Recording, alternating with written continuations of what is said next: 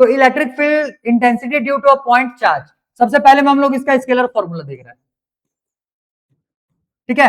अब ध्यान दो, होता क्या है, जैसे मान लो यहाँ पे मैंने एक चार्ज लिया है Q और एक कोई सा एक टेस्ट चार्ज होगा Q नॉट, ठीक है। अभी मैंने टेस्ट चार्ज क्या मान लिया है, Q नॉट। अब इसके हिसाब से force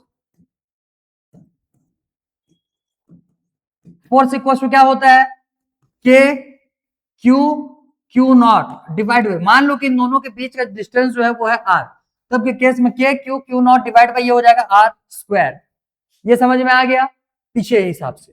and electric field intensity is equal to क्या होता है, फोर्स, वेक्टर नहीं स्केलर, फोर्स डिवाइड बाई जिसपे हम लोग टेस्ट कर रहे हैं उस पे कर रहे हैं, इसका उस पे कितना इलेक्ट्रिक फील्ड इंटेंसिटी लगने वाला होगा ये चेक कर रहे हैं हम लोग, तो वो चार्ज रखेंगे। तो यहां से ये क्या आ जाने वाला होगा, Q naught is equal to, का वैल्यू क्या है, K Q naught divide by Q naught into R square.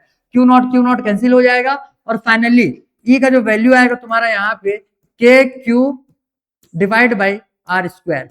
तो फोर्स से हम लोगों ने क्या किया, बस एक चार्ज जो है वो रिमूव कर दिया, बाकी सारे कॉन्सेप्ट पूरा वही सेम। क्लियर। तो हम लोगों ने वेक्टर फॉर्म लिखा, वेक्टर फॉर्म लिख दूं क्या, यहीं पे लिख देता हूं, ध्यान दो।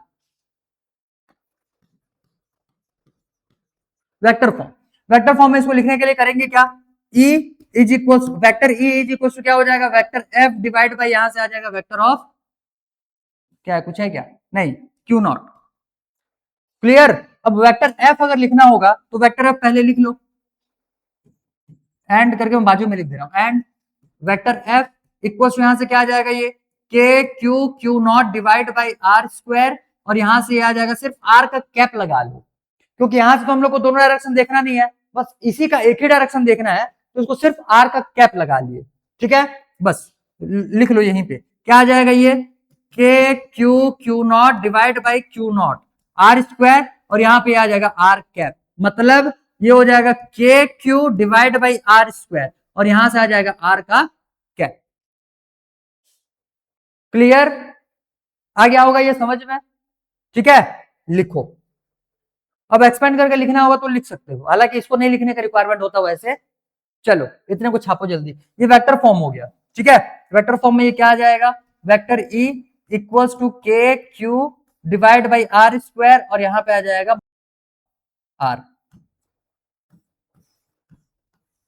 एक्सपेंड करना चाहो तो कर सकते हो, vector R divide by R हो जाएगा वो, और ये R क्यूब आ जाएगा। वही सारे चोचले हैं जो हम लोगों ने अभी अभी फोर्स के लिए किए हुए थे, ठीक है। चलो एक लाइन और बढ़ा देते हैं, implies that vector E equals to ये हो जाएगा K Q divide by R cube, और ये आ जाएगा vector of R, vector R ना,